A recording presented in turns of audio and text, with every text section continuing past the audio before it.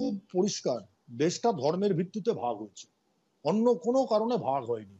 আমি রোগা আর একজন মোটা বলে দেশ ভাগ হয়নি, আমি ফর্সা আর একজন কালো বলে দেশ ভাগ হয়নি। কিন্তু 47 সালের পরে 71 অব্দি বাংলাদেশ ছিল ধর্মনিরপেক্ষ রাষ্ট্র।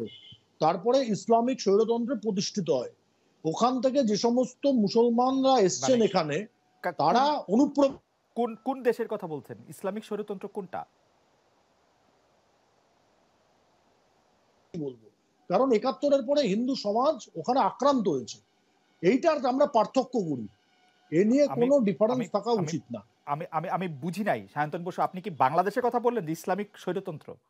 আমি এই ঘুষপেটি শব্দটা বলা হচ্ছে, এটা পুরোপুরি বাংলাদেশ এবং পাকিস্তান থেকে যে সমস্ত মুসলমান এসছে, মানে আপনি এখন বাংলাদেশের কথা বলছেন, ঘুষপেটি বলা হয়েছে। আপনি কি বাংলাদেশের কথা বললেন? ঘুষপেটি আমি একদম স্পেসিফিক্যালি বলছি মূলত, কারণ এই আপনি ঘুষপেটি শব্দটা এসছে সিএ কে কেন্দ্র করে, সিটিজেনশিপ অ্যামেন্ডমেন্ট অ্যাক্ট কে কেন্দ্র করে। সিটিজেনশিপ অ্যামেন্ডমেন্ট অ্যাক্ট মানে আফগানিস্তান, পাকিস্তান, বাংলাদেশের, এবং আমাদের বিরুদ্ধে অভিযোগ করছে যে আমরা এখানে সাম্প্রদায়িক ভেদাভেদ করছি। এটা যদি সাম্প্রদায়িক ভেদাভেদ হয় তাহলে আমরা খুব স্পেসিফিক। সাম্প্রদায়িক ভেদাভেদ করছেন না, অভিযোগ আমাদের বিরুদ্ধে অভিযোগ হচ্ছে। আমরা স্পেসিফিক বলছি যে 71-এর পরে, আমার কথাটা শুনে নিন এক মিনিট, 71-এর পরে যারা বাংলাদেশ থেকে হিন্দুরা এসছেন তারা অনুপ্রবেশকারী নন, তারা শরণার্থী, তারা রিফিউজি স্ট্যাটাস পাবেন। কিন্তু 71-এর পরে যে সমস্ত বাংলাদেশ থেকে মুসলমানরা এসছেন তারা অনুপ্রবেশকারী, সেই শব্দে ঘুষপেটি শব্দটা জয়প্রকাশ দা বলছেন। এটাতে দোষের কি আছে? আমার প্রশ্ন হচ্ছে যে ভারত তো ধর্মের ভিত্তিতে ভাগ হচ্ছে। দোষগুলোর কথা বলছি না, আপনার ফর্মুলায় তো বাংলাদেশ এমন একটা দেশ যেটা হিন্দুদের জন্য অনিরাপদ, মুসলমানদের জন্য ভালো। তো মুসলমানরা কেন তাহলে ইন্ডিয়াতে যাবে? হিন্দুরাই তো যাওয়ার কথা, তাই না? মুসলমানরা এসছে তো, এটা বাংলাদেশ সরকারের কাছে তথ্য দেওয়া আছে, জানেন তা? জানেন না তা নয়। দাদা, আপনি তো বলছেন যে বাংলাদেশ দেশটা এরকম যে হিন্দুদের অত্যাচার করতেছে, ইসলামিক স্বৈরতন্ত্র সেখানে প্রতিষ্ঠিত হচ্ছে, হিন্দুরা সেখানে চলে যাচ্ছে। তো আপনারা যেখানেই মুসলমানদের পাচ্ছেন তাদেরকে বলছেন ঘুষপেটি, তোমরা বাংলাদেশে চলে যাও, তোমরা সবাই বাংলাদেশ থেকে এসছো, এরকমই কি ঘটনা? মানে বাংলাদেশে কেন যাবে মুসলমানরা, কেন যাবে? আপনি এখানে বক্তব্য দুর্ভাগ্যজনকভাবে ডিস্টর্ট করছেন। আচ্ছা, ভারতে যে সমস্ত মুসলমানরা আছে তারা ভারতে যে সমস্ত মুসলমানরা আছে তারা ভারতের নাগরিক। আমাদের আপত্তি বাংলাদেশ, পাকিস্তান থেকে আগত মুসলমানদের নিয়ে যারা এসছেন, তারা শুধুমাত্র, তার জন্য তো সিএ করছি আমরা, তার জন্য তো সিএ হবে, কেনার জন্যই তো সিএ হবে। এবং এই যে এখানে এসে যারা থাকুন, তারা জব কার্ড নিয়ে থাকুন, তারা ভিসা নিয়ে আসুন, তারা পাসপোর্ট নিয়ে আসুন, কোনো অসুবিধা নেই।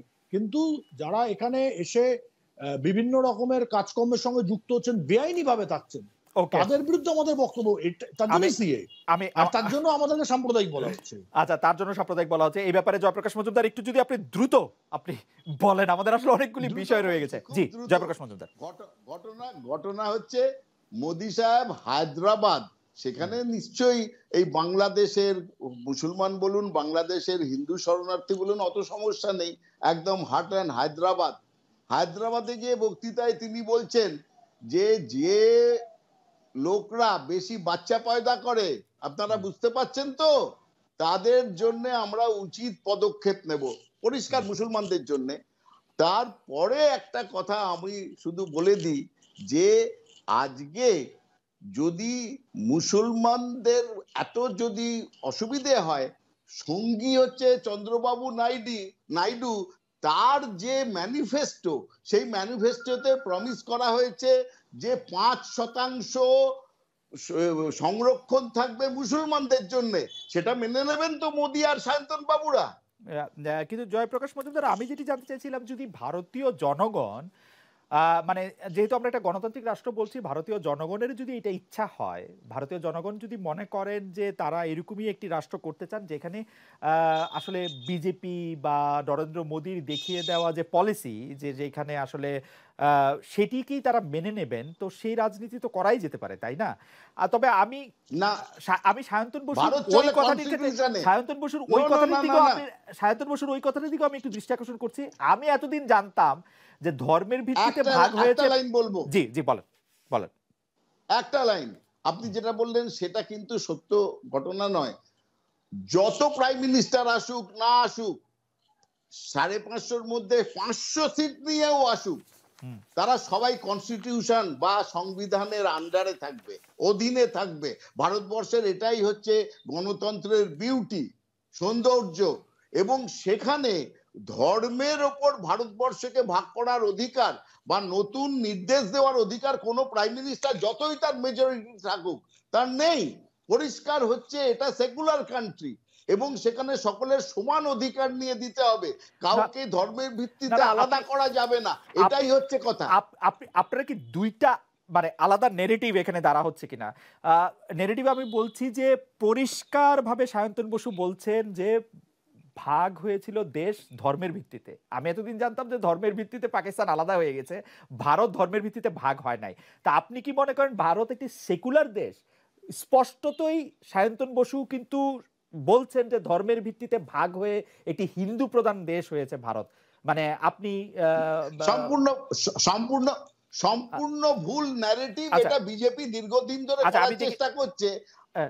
আরো একটা কথা বলে দিই, ভাগ হওয়ার পরে ভারতবর্ষ নিজের সংবিধান তৈরি করেছে, আর সেই সংবিধান স্পষ্টত ভারতবর্ষকে সেকুলার বলে করেছে এবং সেইটা নিয়ে আমরা ৭৫ বছর থেকেছি। সায়ন্তন বসুর এই প্রসঙ্গে একটু কথা আমি এক মিনিট এই সেকুলার শব্দটা যে বলছেন না, জি, সেকুলার তো ৫২ সালে ভারতের সংবিধানে ছিল না। ৭৫ সালের ২৫শে জুন জরুরি অবস্থা জারি করার পরে শ্রীমতী ইন্দিরা গান্ধী সেকুলার শব্দ এবং সোশ্যালিস্ট শব্দ, এই দুটো শব্দ ভারতবর্ষের সংবিধানের মধ্যে ইনসার্ট করেন। 52 to 75 23 বছরে দুটো শব্দ ভারতবর্ষের সংবিধানে ছিল না। কিন্তু সায়ন্তন বসু ছিল না, কিন্তু কি ছিল না? না, আপনি সংবিধানের কথা আপনি বাদ দেন, কিন্তু এর উপর প্রশ্ন নেই।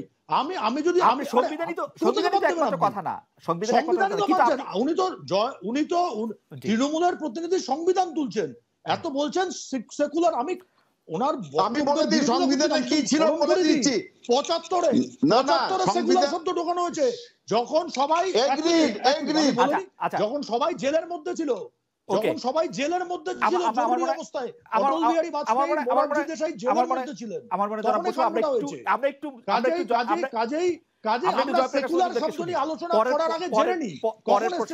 পরের প্রসঙ্গে যাওয়ার আগে আমরা একটু জয়প্রকাশ মজুমদারকে 30 সেকেন্ড শুনি। না, শুধু হচ্ছে যে সেকুলার শব্দটা হয়তো এসছে, প্রিঅ্যাম্বলটা একবার ভালো করে পড়ে নিলেই হবে। প্রিঅ্যাম্বলেই বলা হয়েছে ভারতবর্ষের কথার কথা নয়, সেখানে বলা হয়েছে সকলের আমার মনে হয় এই তর্কে শেষ হবে না যে যদি প্রিএম্বল আর সংবিধানের অংশ কি অংশ না সেটি নিয়ে আসলে বিস্তর তর্ক আছে। ভারতীয় সংবিধানের অংশ প্রিএম্বল কি প্রিএম্বল না সেটি নিয়ে আসলে গাদা বই, হাইকোর্ট এবং সুপ্রিম কোর্টের নানা রকম রায় আছে, সেটির মধ্যে আমরা না যাই। আমরা পরবর্তী প্রসঙ্গে আসি।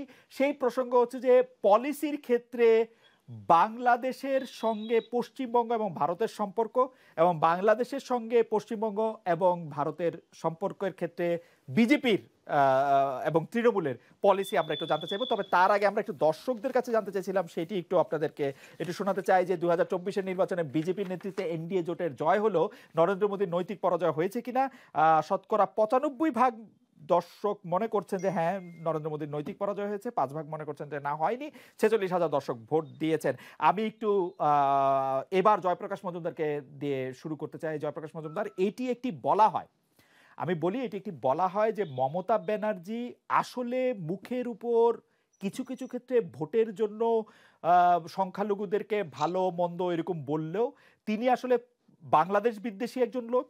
তিনি বাংলাদেশের কথা শুনতে চান না, বাংলাদেশের কল্যাণটা করতে দেখতে চান না, এবং নানাভাবে তিনি যৌক্তিকভাবে যে বিষয়গুলি পাওনা, আমরা যদি তিস্তার কথা বলি, ভারতের সাথে কেন্দ্রের অবস্থান এবং রাজ্যের অবস্থান সেটা একটু আলাদা দেখি। বর্ডারে কিলিং নিয়ে মমতা ব্যানার্জিকে আমরা অনেক বেশি সরব হতে দেখি না। আমরা আসলে আরও অনেক কিছু নিয়ে আসলে মমতা ব্যানার্জিকে সরব হতে দেখি না। যতটা উনি সংখ্যালঘুদের কথা বলেন সেটা বেশিরভাগ সময় মনে হয় যে তিনি আরেকটা পক্ষের বা ভোট ব্যাংকে আসলে ইউজই করতে চাচ্ছেন।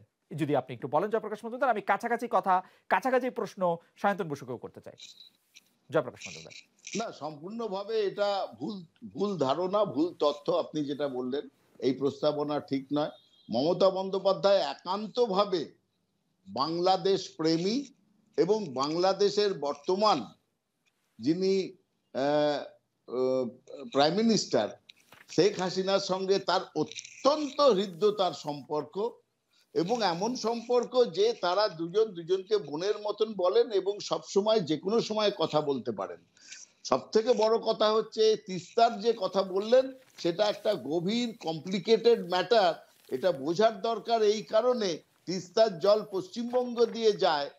কেন্দ্র যখন বাংলাদেশের সঙ্গে চুক্তি করবে, পশ্চিমবঙ্গ ন্যায়ত কেন্দ্রের কাছে তার জন্যে তাদের যে চাষবাস তার জন্যে সেচের জন্যে তারা চেয়েছিল তার অল্টারনেট ব্যবস্থা। কেন্দ্র মানে আমাদের ভারতবর্ষের কেন্দ্রীয় সরকার সেই দিকে নজর না দিয়ে যখন এগোতে চায় তখন বলে যে এইভাবে যাওয়া যাবে না। এই ক্ষেত্রেই তো আমরা প্রতিবাদ করছি কেন্দ্রের, যে কেন্দ্রের বঞ্চনা, কেন্দ্রেও যা করছে বাংলাকে, যেটা ইংরেজরা করেছিল সেই 43-এর মন্বন্তরে বাংলার কোমর ভেঙে দেবে বলে একটা ম্যানমেড ফেমিন করেছিল, আজকে নরেন্দ্র মোদী গভর্নমেন্ট সেই একই জিনিস বাংলার প্রতি করছে। কিন্তু বাংলার সঙ্গে বাংলাদেশের, পশ্চিমবঙ্গের সঙ্গে বাংলাদেশের সব থেকে মধুর সম্পর্ক আছে, ছিল এবং সামনের দিনেও থাকবে। আপনার কাছে কি মনে হয় যে আপনি যেটাকে মধুর সম্পর্ক বলছেন সেটাকে যদি আমি একটু ক্রিটিক্যালি দেখি, আমরা বারবার দেখছিলাম যে যৌথ দুই দেশের মধ্যেকার আলোচনায় বরাবরই আসলে মমতা বন্দ্যোপাধ্যায় একটি ফ্যাক্টর হয়ে দাঁড়াচ্ছেন। অনেক সময় বলা হচ্ছে যে মমতা ব্যানার্জির কারণে এটি হচ্ছে না। সেটিকে আসলে আপনি কিভাবে দেখেন? আপনি কি বলতে চান যে এটি কেন্দ্র ঠিক বলছে না?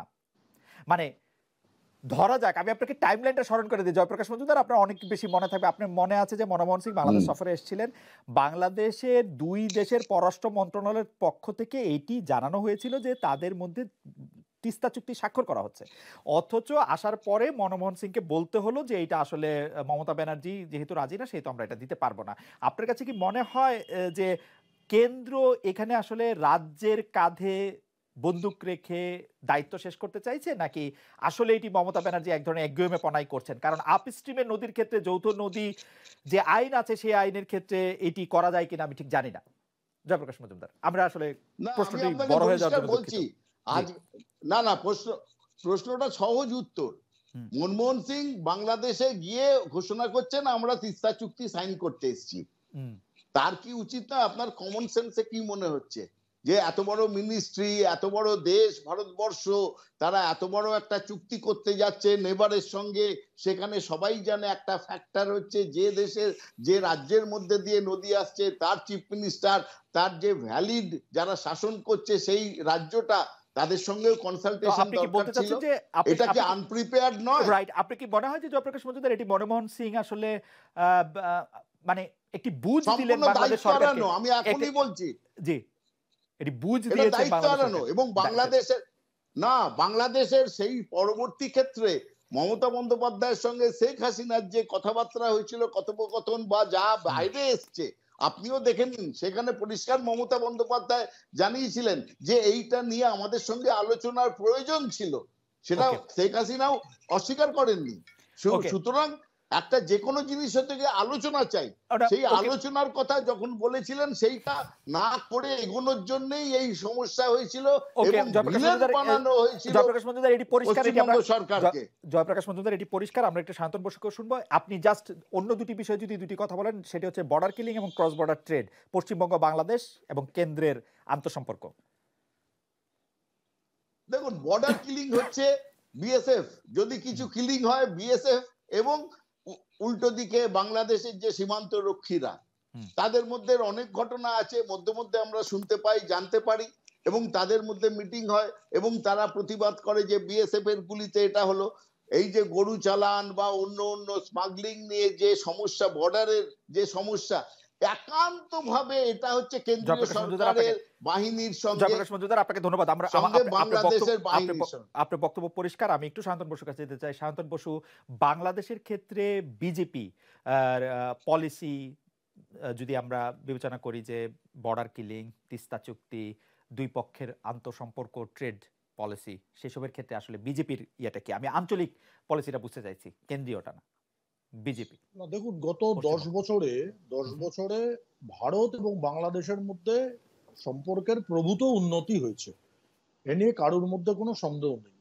প্রথম মোদিজির সরকার বা প্রথম এনডিএ সরকার বা বাজপেয়ী বিজেপি সরকার যে কাজটা করেছিলেন সেটা হচ্ছে ছিটমহলের যে বিনিময়ের কাজ, সেটাকে সম্পূর্ণ করা হয়েছিল এবং আপনার মনে আছে ঢাকাতে যেদিন ছিটমহল বিনিময়ের কাজটার চুক্তিটা হলো, সেদিন দুই দেশের প্রধানমন্ত্রীর সঙ্গে পশ্চিমবঙ্গের মুখ্যমন্ত্রীও উপস্থিত ছিলেন। কারণ তৃণমূল বিজেপির মধ্যে যাই রাজনৈতিক দ্বন্দ্ব থাকুক, আমাদের দেশ যেহেতু একটা ফেডারেল স্ট্রাকচারে চলে, পশ্চিমবঙ্গের মুখ্যমন্ত্রীকে কনফিডেন্সে না নিয়ে বাংলাদেশের ব্যাপারে এই ধরনের বিষয়ে সিদ্ধান্ত নেওয়া যায় না। তার জন্য প্রধানমন্ত্রী এবং এই রাজ্যের মুখ্যমন্ত্রী ঢাকায় গিয়ে সেখানকার আপনার ওই দেশের প্রধানমন্ত্রীর সঙ্গে কথা বলে চুক্তি করে এই সমস্যার সমাধান করেছেন। তিস্তাটা নিয়ে যে সমস্যা হয়ে আছে আপনারা বিস্তারিত আলোচনা করলেন। শান্তনু বসু, ছিটমহলের ব্যাপারটা কি একটু আলাদা না? ছিটমহল তো ভারতীয় সংসদে এজেন্ডা হিসেবে 40 বছর ধরে ছিল। তারপরেও থাকার পরেও পার্লামেন্টে অ্যাক্ট পাস হওয়ার পরেও পশ্চিমবঙ্গের মুখ্যমন্ত্রীকে কনফিডেন্সে নেওয়া হয়েছিল। পশ্চিমবঙ্গের মুখ্যমন্ত্রীকে কনফিডেন্সের বাইরে নেওয়ার কোনো বিষয় ছিল না, তাকে নিয়ে এই কাজটা হয়েছে। রাইট, এখন কি পশ্চিমবঙ্গের মুখ্যমন্ত্রীকে কনফিডেন্সে নেওয়া হয়েছে আন্তঃসম্পর্কগুলির ব্যাপারে, নাকি সেটি মুখে বলা হয়েছে যেটি জয়প্রকাশ মজুমদার যেটিকে দায় এড়ানো বলছিলেন? না, আমি পরিষ্কার বলতে চাই, গঙ্গার জলবন্টন যখন হয়েছিল তখনও দেবেগৌড়া সরকার ছিল, তারাও তৎকালীন জ্যোতিবাবুর সরকারকে কনফিডেন্সে নিয়েছিলেন।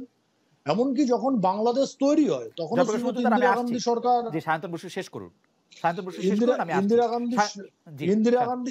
ইন্দিরা গান্ধী সরকার সিদ্ধার্থ শঙ্কর রায়ের পশ্চিমবঙ্গ সরকারকে কনফিডেন্সে নেয়। তিস্তার জলবন্টনেও রাজ্য সরকারকে কনফিডেন্সে না নিয়ে ভারত সরকার কোনো কাজ করবে না। তো প্রতিবার যে যৌথ নদী কমিশনের বৈঠকে বা একেবারে শীর্ষ পর্যায়ের বৈঠকে prime minister Narendra Modi, prime minister Sheikh Hasina যখন আলোচনা করেন, তখন প্রতিবারে যে এই আশ্বাস দেওয়া হয় যে তিস্তার ব্যাপারে আমরা আসলে সিদ্ধান্ত নিয়েই ফেলেছি, এটি এখন রাজ্য সরকারের ব্যাপার, সেটি কেন? সেটিকে আইওয়াস? একদম ঠিকই আছে, ওটাই কনফিডেন্সের বিষয়। না, রাজ্য সরকার যতক্ষণ না এতে গ্রিন সিগন্যাল দেবে ভারত সরকার প্রসিড করতে পারবে। সেই গ্রিন সিগন্যালের ব্যাপারে রাজ্য সরকারকে, সেই গ্রিন সিগন্যালের ব্যাপারে কেন্দ্রীয় সরকার, রাজ্য সরকার আছেন, সেই গ্রিন সিগন্যালের ব্যাপারে কেন্দ্রের হাতে নেই। কেন্দ্রের হাতে নেই।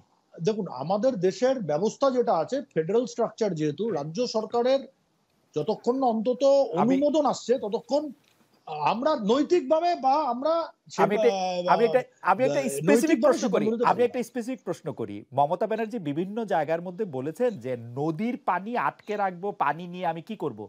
পানি তো আমার, কিন্তু পানি যদি আমার এখান থেকে যাইতে হয় তাহলে কেন্দ্রকে এটার আমার একটা বিকল্প ব্যবস্থা করতে হবে যাতে আমার এই ক্ষেতের জমিগুলি শুকায় না যায়। সেই জন্য কেন্দ্রকে আমার টাকা দিতে হবে। সেই ক্ষেত্রে এই গত 12 বছর, 15 বছর, 18 বছর ধরে আমি এই কথাই শুনতেছি। এইটার ক্ষেত্রে কেন্দ্র আসলে কি করছে? কেন্দ্র আসলে কিছু করবে অন্য নদীর? আমার মনে হয় একটা বিষয় মিস হচ্ছে। মুখ্যমন্ত্রী তোরসার জলের কথা বলেছেন, সেই তোরসার জল নিয়েও ভারত সরকার এবং বাংলাদেশ সরকারের মধ্যে আলোচনা চলছে। একটা অল্টারনেটিভ প্ল্যানিং চলছে, টাকার পয়সার বিষয়টা বড় নয়, অন্য নদীর জলের প্রশ্ন। যদি তিস্তার পরিবর্তে তোরসা নদীর জলের ক্ষেত্রে পশ্চিমবঙ্গ সরকারের আপত্তি এবং বাংলাদেশ সরকারের আপত্তি না থাকে, তাহলে হয়তো তা নিয়েও ভারত সরকার আলোচনা করতে পারে। বর্ডার কিলিং নিয়ে একটা কথা, বর্ডার কিলিং নিয়ে একটু যদি বলেন। বর্ডার কিলিং এ দেখুন, এটা পরিষ্কার কথা যে স্মাগলিং বলুন, অপরাধ বলুন, দুর্ভাগ্যজনকভাবে বাংলাদেশের একজন সাংসদ আমাদের এখানে খুন হয়ে গেছেন। আমাদের এই আমি বা জয়প্রকাশ মজুমদার যে এলাকায় থাকি সেই এলাকাতেই খুন হয়ে গেছেন। কাজেই এ ধরনের ক্রস বর্ডার যে সমাজ বিরোধী গোষ্ঠী বলুন, সন্ত্রাসবাদী বলুন, যে কোনো দেশেরই, এমনকি ভারতবর্ষে দীর্ঘদিন লুকিয়েছিল মুজিবের হত্যাকারী একজন ব্যক্তি, সাম্প্রতিককালে তাকে ধরে বাংলাদেশ সরকারের হাতে তুলে দেওয়া হয়। এরকম একটা যাতায়াত উভয় দেশের মধ্যে অপরাধীদের ব্যাপক হারে আছে। যেহেতু এই বর্ডারটা খুব পোরাস বর্ডার এবং সেখানে বিএসএফ কে মাঝে মধ্যে ব্যবস্থা নিতে হয়, বিডিআর কেও ব্যবস্থা নিতে হয়। ফায়ারিং যত কম হয়, যত রক্তপাত কম হয় তত ভালো, কিন্তু সবকিছু তো সম্ভব না, অনেক সময় এড়ানো যায় না। এরকম ব্যবস্থা পৃথিবীর আর কোন দেশে নেওয়া হয় কিনা? ধরেন তার কারণ পোরাস বর্ডার আছে, মেক্সিকোর বর্ডার আর ভারত বাংলাদেশ বর্ডারের মধ্যে অনেক পার্থক্য আছে। ভারত বাংলাদেশ বর্ডার এমন আছে কারুর বাড়ির উঠোন ভারতে, রান্নাঘর বাংলাদেশে, এরকম সমস্ত, যেটা আপনি আমেরিকা মেক্সিকোতে দেখবেন না। আমেরিকা মেক্সিকোতে এরকম আসে, একটা গ্রামের মধ্যে দিয়ে দুইটা দেশ গেছে, সেটাও আসে ইউরোপের বিভিন্ন দেশে। আচ্ছা, গ্রাম আছে, আমি তো বাড়ির কথা বলছি, বাড়ির মধ্যে দিই। আচ্ছা, যাই হোক, আমি জয়প্রকাশ মজুমদার আঙ্গুল তুলে রেখেছেন, আমি একটু শুনতে চাই জয়প্রকাশ মজুমদারকে। জি, জয়প্রকাশ মজুমদার। না, আমি এর সঙ্গে আপনি বর্ডার ট্রেডের কথা তুলেছিলেন, ট্রেড, জি, ব্যবসা বাণিজ্য, জি জি, এই ব্যাপারে আমি বলতে পারি মমতা বন্দ্যোপাধ্যায় গত 3, 4, 5 বছরে যে অসাধারণ কিছু পদক্ষেপ নিয়েছেন এই ট্রেডটাকে ভালো করতে, বাড়াতে, বাংলাদেশের সুবিধে করতে। আপনারা নিশ্চয়ই জানেন যে কটা কাস্টমস পয়েন্ট আছে, আগে সেখানে বাংলাদেশে যেসব পণ্য যেত সেই সব লরি একেবারে 7 থেকে 10 দিন আটকে থাকতো এবং তার জন্য পেরিশেবল গুড নষ্ট হতো আর অন্যদিকে দাম বাড়তো। এখন সেখানে গিয়ে 24 ঘন্টার মধ্যে যাতে সমস্ত লরি বা ট্রাক যেতে পারে তার জন্য বিশাল ব্যবস্থা মমতা বন্দ্যোপাধ্যায় করেছেন আলাদা করে কাস্টমসের আগে, যাতে বাংলাদেশের পণ্য যাওয়ার ব্যাপারে এদিকে বক্তব্য পরিষ্কার। আমরা আরো একদিন এটা নিয়ে আসলে বিস্তারিত আলোচনা করব। আমি আপনার জন্য যে প্রশ্ন করতে চাই জয়প্রকাশ